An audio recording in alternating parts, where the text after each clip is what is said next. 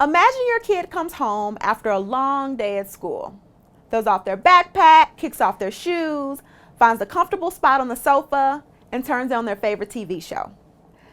After 5 minutes of watching, what do they see? Well, in most households, it's a commercial.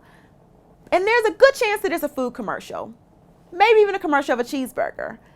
But there's not just any old cheeseburger up on that screen. There's music that your kid wants to dance to, people laughing, happy and excited, and we don't even have to talk about how the cheese on that burger just seems to melt right off the screen into your living room. It's hard not to pay attention to it.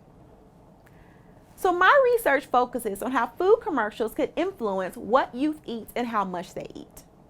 I'm also looking at how paying too much attention to food cues in their environment could also influence their eating. The reason why this area of research is so important is that food companies spend billions of dollars a year advertising foods that are usually high in fat, sugar, and sodium. And even more money is spent targeting communities of color like African Americans.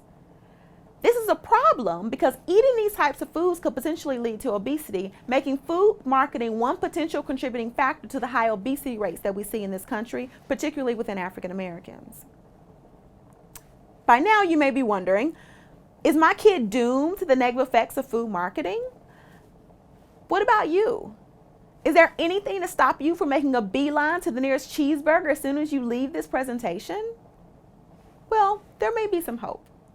We saw reductions in tobacco use among youth when restrictions were placed on the tobacco industry in the 1970s. So, it's possible that appropriate regulations of these advertisements towards vulnerable groups like African American youth may go a long way in reducing the effects on eating and potentially weight.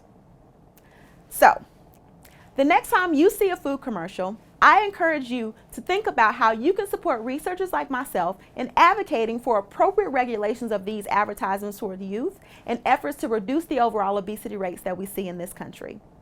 Thank you.